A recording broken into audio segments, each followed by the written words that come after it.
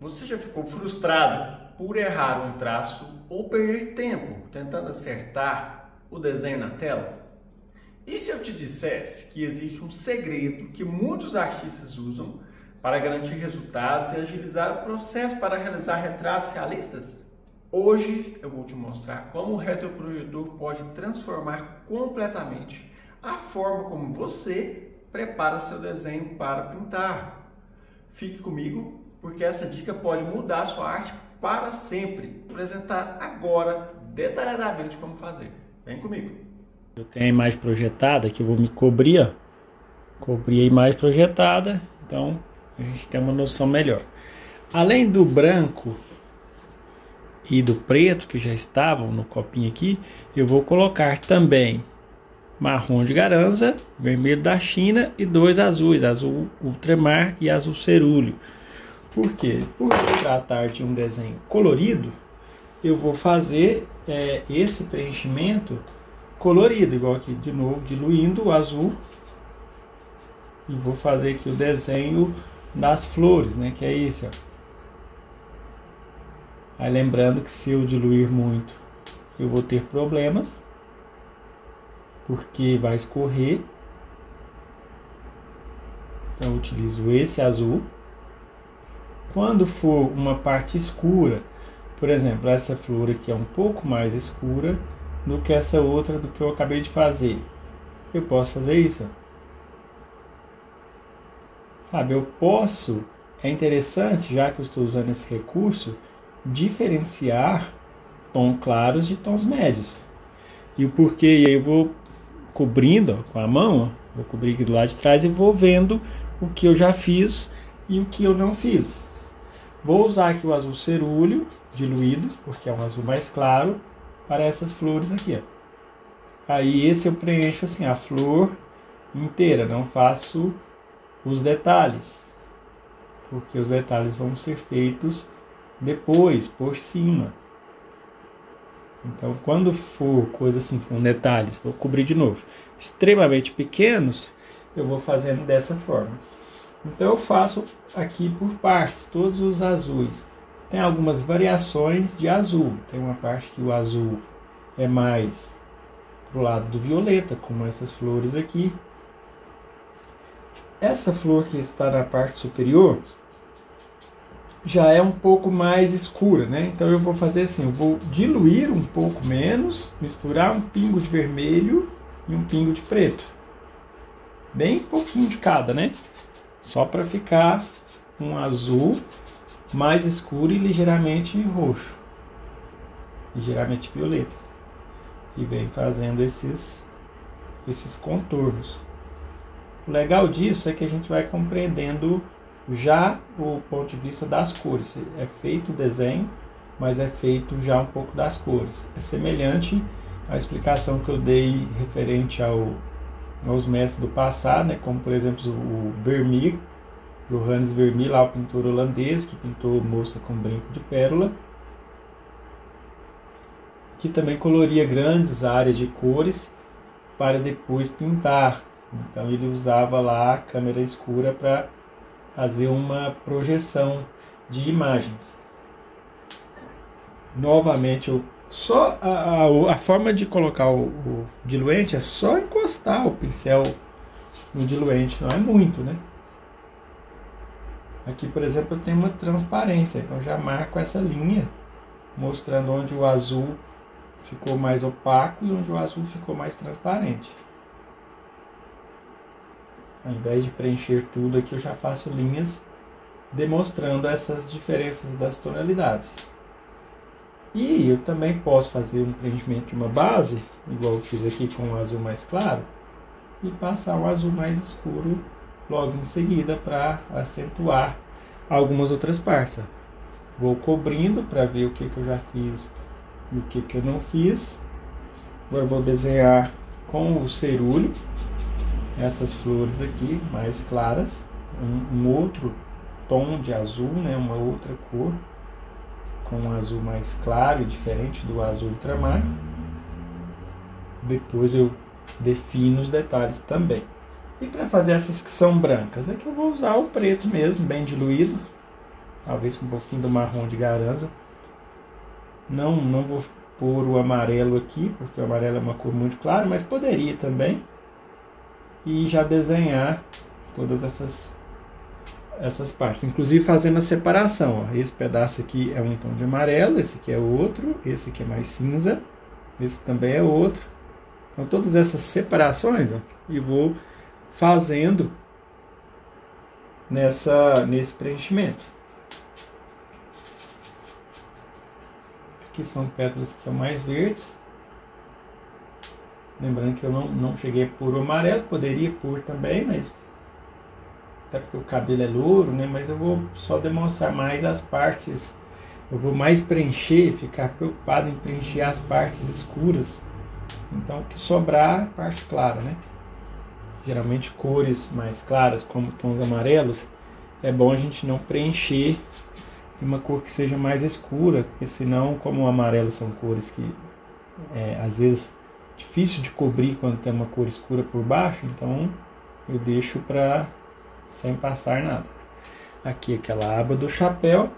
Agora a parte importante, o cabelo. Para isso que eu separei o marrom de Garanza, pode ser um sépia aí de sua preferência, porque ao fazer o cabelo eu vou preencher as partes escuras, igual aqui é um escuro, eu já preencho esse.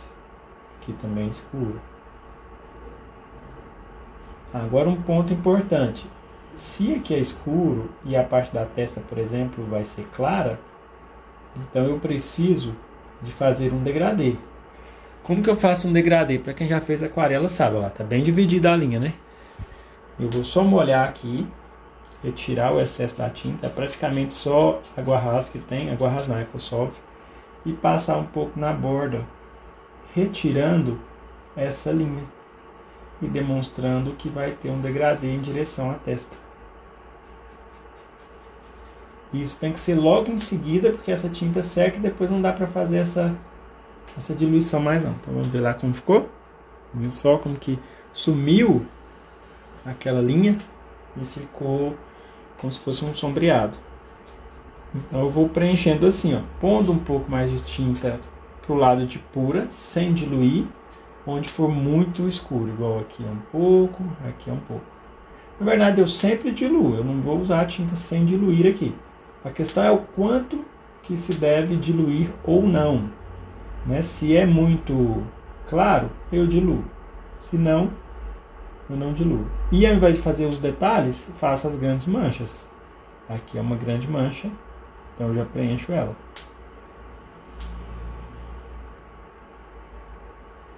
A tinta vai acabando, eu vou pondo mais, sempre em pequenas quantidades. Partes escuras é bom já ir preenchendo. Fios muito finos, semelhante à barba também eu não preciso fazer. Esse aqui eu já faço, né? Porque vai ser preenchido o fundo primeiro para depois fazer esses fios. Vou cobrindo para ver o que eu já fiz, o que eu não fiz. Um pequeno sombreado por aqui. Geralmente para se fazer desenhos hiperrealistas, quase todos os artistas que eu vejo, assim, eles até dão entrevistas demonstrando que eles fazem utilizando esse recurso.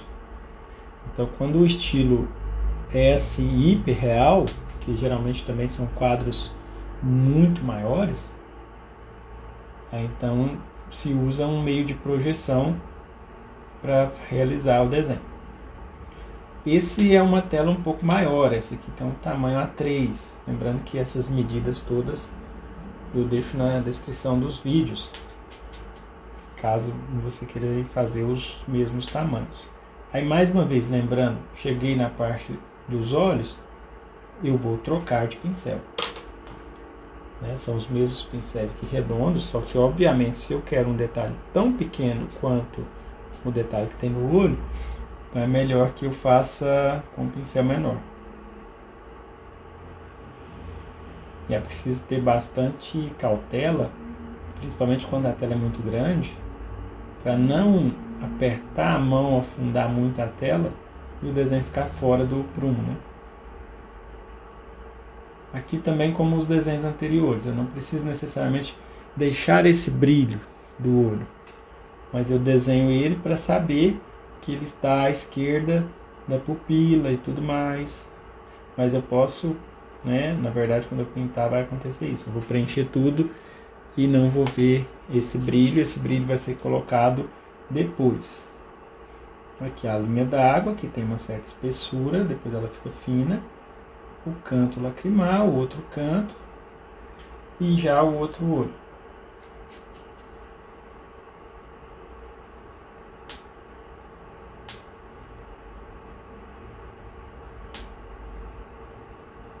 Sempre com a tinta mais rala, né? E aqui eu preciso utilizar um pincel mais fino para poder ter mais precisão. Porque senão fica difícil manter essa precisão. Aqui, embora eu não precise fazer o desenho do olho, do que eu faço o exercício de fazer o brilho, primeiro para que eu possa identificar a estrutura do formato. Eu identifiquei a estrutura, eu sei que a pálpebra está bem dilatada, esse brilho tem formato assim, não tão redondinho quanto de costume. Então eu fiz uma análise da forma antes de se pintar. E aí depois eu perco tudo. Eu já poderia ter feito assim logo de cara, mas é porque enquanto eu faço o desenho eu tenho que explicar aquilo que eu penso já antes mesmo de pintar. Aqui é a parte do canto lacrimal, né? Que é toda aquela estrutura. Eu vou cobrindo. Nariz, também eu sigo o mesmo processo. Aqui eu estou usando para todos os tons de pele um pouquinho de marrom de garanza, né? Evitando o preto puro. Porque o marrom é assim, se eu passo ele pouco diluído, ele fica mais escuro para fazer essa linha. Se eu venho e boto um pouquinho mais de óleo, um pouquinho mais diluo um pouquinho mais, aí ele fica um pouco mais claro. Porque se é bem claro no desenho, não tem por que eu passar escuro. Inclusive já vou marcando as sombras, ó. Tipo, mapeamento eu já vou fazendo aqui, ó. O brilho que está aqui, o outro brilho que está nessa inclinação, esse brilho aqui também, essa sombra, essa mais escura. Tudo isso, lembrando, se você tem dificuldade de identificar essas transições, você pode apelar aí para o recurso do Photoshop, né? Que é aquele que posteriza os tons. E com o tempo, né, você vai fazendo, naturalmente a gente já olha e já imagina onde seriam essas diferenças. Vou pôr um pingo de vermelho junto ao... Ixi, puxou muito, peraí, deixa eu lavar aqui. É bom ter um paninho, eu esqueci de um trapo aqui para limpar. Um pingo de vermelho com um pingo do marrom. Esse marrom, pinguinho de vermelho. E vou até colocar o branco aqui, é bom que eu não perca a viagem do meu branco. Pelo menos usar alguma coisa. Eu vou delimitar a parte clara da bochecha. Essa parte é um pouco quente, um ponto um pouquinho mais escuro. Aqui também é um pouquinho mais escuro. E essa aqui é mais clara, essa é mais escura. Onde é mais escuro eu posso até fazer um pequeno preenchimento, bem ralo, né? Claro também, escuro. Esse aqui é a área da bochecha que é ligeiramente avermelhada. Então veja só, estou fazendo um mapa das cores. Vou cobrir aqui para a gente ver como está ficando. Esse é a estrutura, que é muito importante. Acho que isso aqui define já a qualidade da pintura, pois mostra que a gente está conseguindo identificar os tons. Escuro do meio do lábio, essa linha, um pouquinho inclinada, escuros no centro, escuro no cantinho, linha subiu, fez uma curva, subiu de novo, fez uma curva. Esse é o lábio superior e o lábio inferior. Isso é só o desenho da boca. Porém, da mesma forma que eu orientei, eu vou fazer o preenchimento dos valores. Esse é o valor mais escuro. Aí o segundo eu vou diluir mais. Diluir um pouco mais. Coloquei ele aqui, vou marcar o brilho. Geralmente a gente identifica o mais escuro e o mais claro, o que tem no meio é tom médio.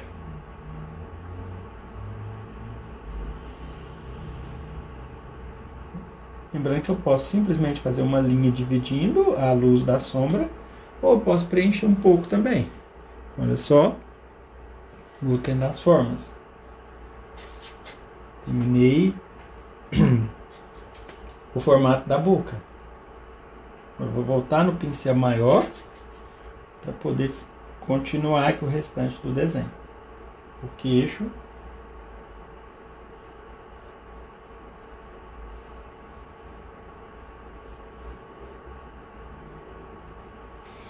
E diluir bastante aqui a tinta para poder estruturar, igual aqui, ó. É uma mancha bem escura nessa parte aqui. Bem escura não, é mais escuro, né? Essa parte do rosto. Então eu faço essa marcação. Aqui também é um pouco mais escuro. Aí lembrando, exatamente como eu fiz lá na testa. Terminou essa área e vai ficar um pouco mais clara, dilui bem, pega somente a tinta mais diluída e passa com o pincel deitado a fim de eliminar aquela diferença. Igual aqui no queixo, ó, tá um pouco de diferença. Então faz um pouco, pode dar uma esfregada com a pontinha do dedo para esfumar, né? E vou olhando, ó. Na verdade só suavizar para mostrar que não tá nítido. Aqui também, o brilho também nesse ponto. Aqui nesse canto do... Tomar bastante cuidado ao fazer esse desenho. Não encostar no cavalete para o cavalete mexer. Ou se você for, né, colocar essa tela na parede, toma cuidado para não encostar na tela assim de forma que mexa. Porque se sair do lugar esse desenho, depois não dá para voltar fácil não. Às vezes você perde aí a tela, o tecido, tem que fazer de novo. É preciso ficar assim, meio como estático, né? Movimentando somente a mão e o braço para desenhar com extrema cautela. Bom, fazer o desenho, a gente percebe que não é tão simples assim, né? Não é simplesmente fazer, é preciso ter conhecimento de forma e de como diluir a tinta. Porque isso aqui vai ajudar muito na pintura. Mas dependendo do jeito que eu fizer, ao invés de ajudar, pode até fazer o efeito contrário, né? Essa aqui lembra uma letra C, cortada ao meio com as partes mais escuras. Lembrando que partes mais escuras eu preencho, partes claras eu deixo a tela, sem passar nada. Não precisa necessariamente passar uma tinta clara. Só mesmo deixar. Então com isso, ó, eu vou marcando, igual aqui o degradê tá assim, aqui no meio é mais claro, aqui é mais escuro, a parte de cima é mais escura. De novo, meio mais claro, aqui é a linha mais escura, depois eu diluo a tinta um pouco mais, coloco um pouco mais de diluente e faço as partes médias. Bom, com isso eu tenho um desenho de volumes feito com a tinta diluída.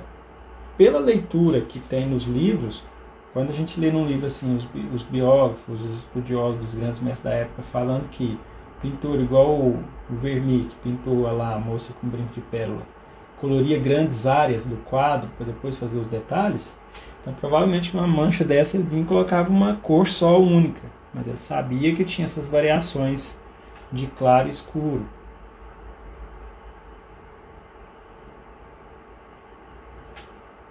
Então tudo isso serve de apoio para a gente. Independentemente do meio que você faz o desenho, precisa ser um desenho bem feito, né? O mais caprichado possível.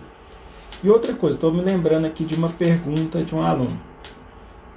Porque ele disse o seguinte: André, eu não tenho data show e eu também faço questão de tentar fazer meu desenho, mesmo que seja no quadriculado.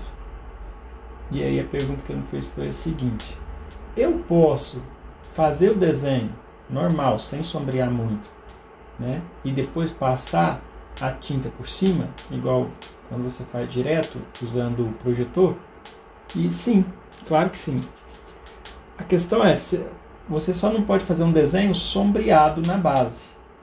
Por quê? Quando eu faço um desenho muito sombreado e passo nem que seja água pura por cima, eu vou diluir aquele grafite que eu coloquei na tela. Então, se você tem o interesse de fazer assim o desenho todo linear e depois vir jogando a tinta diluída, então é necessário que seja um desenho somente linear, ou seja, somente com linhas. Você não pode sombrear o desenho, visto que você vai diluir quando fizer esse desenho, e se caso isso acontecer, né, a diluição do grafite vai gerar manchas e vai meio que complicar o processo.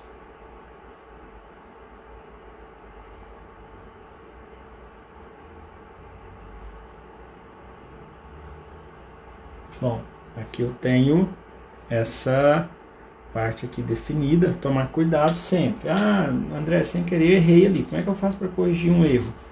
Eu estou pegando tinta branca, colocando aqui, diluindo um pouco. Vou tirar aqui o que eu passei. Por isso que eu digo, cuidado. É melhor fazer mais devagar e mais lento. Tirei um pedacinho do que estava passando, né? É melhor fazer mais devagar e mais lento e levando pronto do que precisar apagar, porque apagar dá um pouquinho de trabalho. Aqui o marrom também, de novo, bem diluído. Essa altura do campeonato a tinta já está bem cinza. Eu vou preencher um pouco do que está por baixo do pescoço.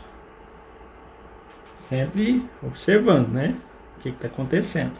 Nossa, não está muito nítido, alguma coisa da outra começou a misturar. Eu olhei ali o cabelo com aquela coisa que ela tem no pescoço aqui, não sei se é um colar, se é alguma fita assim. Não distinguiu bem, então eu venho e refaço. Me comparo, agora já deu uma boa distinguida. Agora eu vou diluir o azul para finalizar a roupa.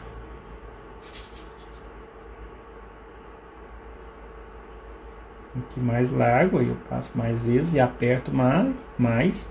Quando quiser traços bem finos, aí passa sem apertar.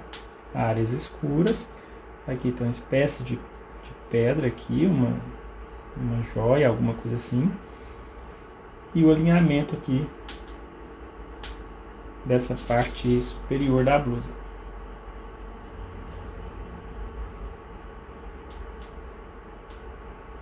Opa! Também passou um pouco acima, então vou descer. Se caso ver que essa linha que fez diferente depois vai se lembrar, ótimo, não tem problema não, mas eu acho que eu vou me confundir depois e não vou saber qual a linha certa. Eu venho nessa que foi a que ficou acima, né? E faço isso. Preencho ela. Ah, mas ali é uma parte clara, e agora? Então esse é o preço que se paga pelo erro, né? É só para meio que identificar mesmo. Eu posso usar deixa eu ver se tem um guardanapo aqui.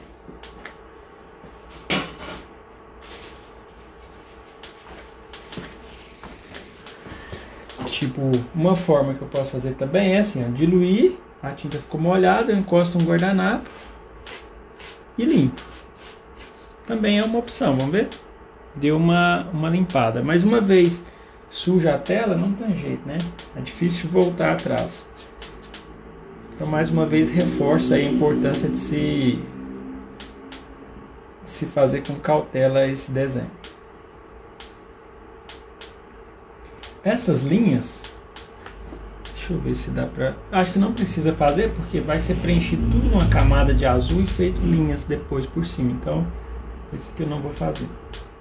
Agora, isso aqui é importante, porque são valores diferentes que vão dar o efeito de transparência da roupa nesse local. Então aqui eu preciso fazer essa separação mesmo. Vou conferindo.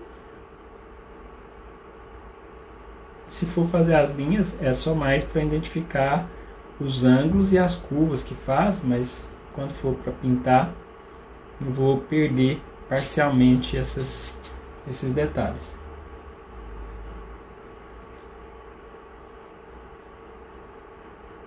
Então acho que finalizei tudo, né? Vou colocar meu corpo aqui em frente, uma projeção, para ver se faltam umas poucas linhas ali. Mais uma vez o vermelho. Para de mostrar aqui porque não muda nada, né? Sempre a mesma coisa. Dilui um pouquinho. Vou fazer o ombro aqui. Essa linha passando um pouco acima. E essas cores, ó, do corpo, aqui tem uma cor mais clara. Eu vou fazer uma linha representando isso. Aqui tem a divisa, um pouco mostrando o início aqui do que seria os seios. Então tem essa divisa aqui também. Agora sim, coloco meu corpo à frente mais uma vez. O desenho está todo estruturado. Tem uma sombra aqui projetada no rosto do cabelo. Agora sim eu já tenho todo o desenho finalizado, né? Vou fechar aqui a portinha aqui da projeção. Bom, esse foi o desenho final. Então, espero que essa dica tenha sido útil para você. Agora é sua vez de colocar em prática e ver como o retroprojetor pode facilitar no seu processo criativo. Eu quero aproveitar aqui para agradecer a sua presença hoje. Ela faz toda a diferença. E se você quiser dar sequência a esse retrato e aprender o passo a passo completo, além de explorar muitos outros conteúdos exclusivos pelo menor preço, te convido a fazer parte da minha área de membros. Lá você terá acesso a todas as aulas e muito mais para aprimorar sua técnica e alcançar um nível profissional em suas pinturas. Não se esqueça de curtir o vídeo, deixe o seu comentário com dúvidas ou sugestões e compartilhar com outros artistas que possam se beneficiar dessa dica. Isso ajuda muito o canal a crescer e continuar trazendo conteúdo de qualidade para você. Até o próximo vídeo. Tchau, obrigado!